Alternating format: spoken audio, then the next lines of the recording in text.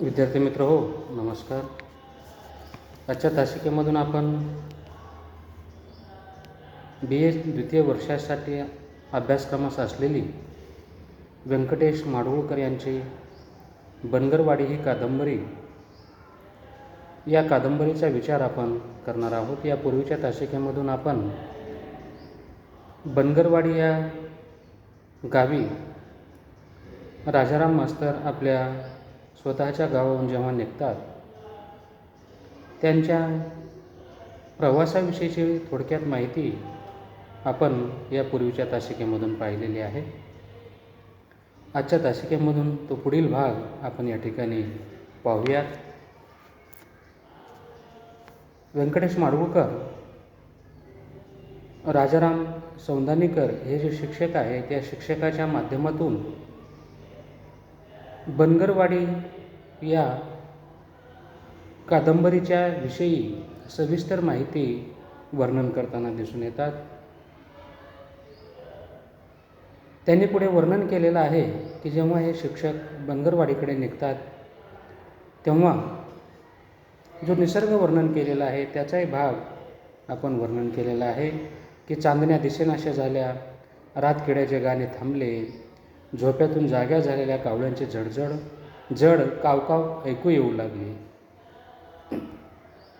पुढे त्यांनी जो भाग वर्णन केलेला आहे त्यामधून जेव्हा सूर्य उगवतो, सूर्याची सोनेरी किरणे पूर्वेकडून जेव्हा आकाशामध्ये दिसून येतात त्याचंही वर्णन त्यांनी इथे केलेलं आहे. म्हणजे रात्र सरून जेव्हा सूर्य दिसतो किंवा सूर्य उगवतो त्या प्रसंगाचंही वर्णन त्यांनी या ठिकाणी पुढील प्रमाणे केलेलं आहे. तांबडा पिवळा सूर्य माळा आडून वर आला, हिरवट प्रकाशाला पिवळी झळाळी आली, बोरीच्या झुडपात बसून राहिलेल्या 7 बाया जाग्या झाल्या, शेपटी नाचवून कलकलू लागल्या, झुडपात पिसे फुलवून बसलेले होले पायावर उभे राहून आवाज टाकू लागले, कावळे भराऱ्या घेऊ लागले. हा संपूर्ण जी सकाळची परिस्थिती आहे, सकाळची जी वेळ आहे त्याचं वर्णन या ठिकाणी केलेलं आहे की जेव्हा रात सरलेली आहे, रातकिड्याचे गाणे थांबलेले आहे, चांदण्या दिसेनाशा झाल्या आणि नंतर जेव्हा सूर्य या ठिकाणी उगवतो आहे तो तांबडा पिवळा सूर्य माळा आडून वर आला. म्हणजे डोंगराळ भाग त्या ठिकाणी असेल, त्या माळरानावरून उगवलेला सूर्य त्या ठिकाणी दिसत आहे. त्याचा तांबडा पिवळा सूर्यप्रकाश त्या हिरवट प्रकाशाला पिवळी म्हणजे सोनेरी किरणं, पिवळी झळाळी याला सोनेरी किरणं जी असतात त्याला या ठिकाणी हा शब्द वापरलेला आहे. अशी परिस्थिती निर्माण झाल्याबरोबर किंवा सूर्य उगवल्याबरोबर आतापर्यंत बोरीच्या झुडपामध्ये बसून राहिलेल्या ज्या पक्षिणी होत्या त्या जाग्या झाल्या. त्याला सातबाया या नावाच्या पक्षी आहेत. त्या शेपटी नाचून कलकलू लागल्या, म्हणजे होले होते ते होले देखील उभे राहून आवाज काढत होते, कावळे देखील भराऱ्या घेऊ लागले होते. म्हणजे एकंदरीत सूर्य उगवल्यानंतर जे पशु पक्षी वगैरे असतील ते त्या ठिकाणी आपापल्या रात्रभर ज्या ठिकाणी त्यांनी विसावा घेतला होता तो विसाव्यातून ते बाहेर येत आहेत आणि बाहेर येऊन आपलं अन्न पाणी ते त्या ठिकाणी शोधत आहे. माळावर वाळून पडलेले गवत सूर्याच्या पहिल्या किरणांनी उदारले. या ठिकाणी पुढे भाग वर्णन केलेलं आहे की माळावर वाळून पडलेले गवत हे सूर्याच्या पहिल्या किरणांनी उबदारले आहे.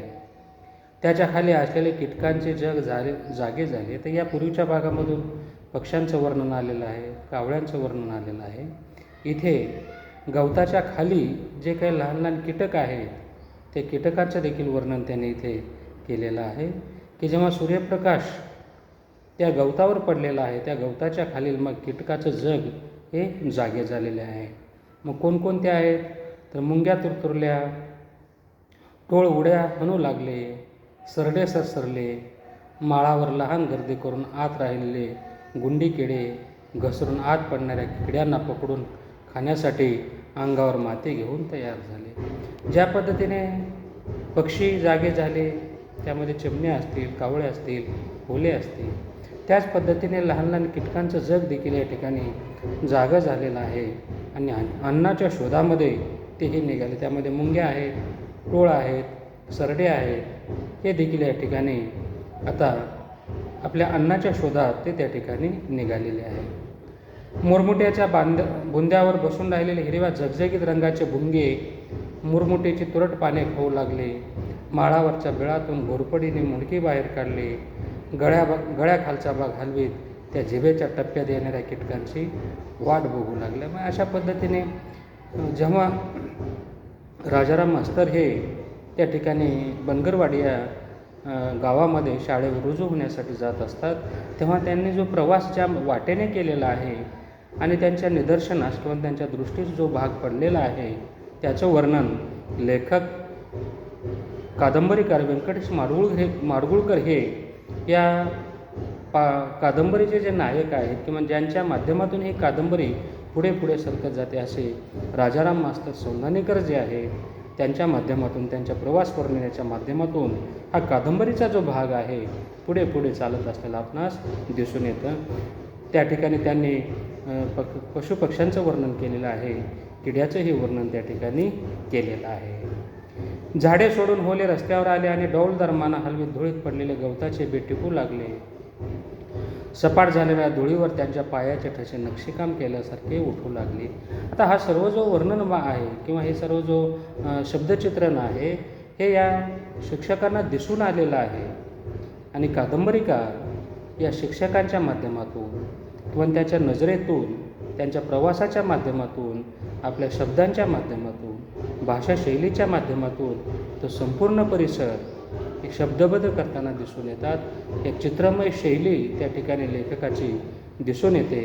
कारण जेव्हा होले रस्त्यावर आले आणि डौलदार माना हलवी धुळीत पडलेले गवताचे टिपू लागले, तो प्रसंगही नजरेसमोर या ठिकाणी दिसून येतो. आणि त्या ठिकाणी त्यांनी असं वर्णन केलेलं आहे की त्यांच्या पायाचे जे ठसे आहे, त्या होल्याच्या पायांचे ठसे नक्षीकाम केल्यासारखे दिसत होते. म्हणजे या ठिकाणी रांगोळी काढलेली आहे असा भास त्या ठिकाणी होतो आहे. सुंदर असं नक्षीकाम केल्यासारखं तो भूभाग किंवा ती जमीन त्या ठिकाणी दिसत होती.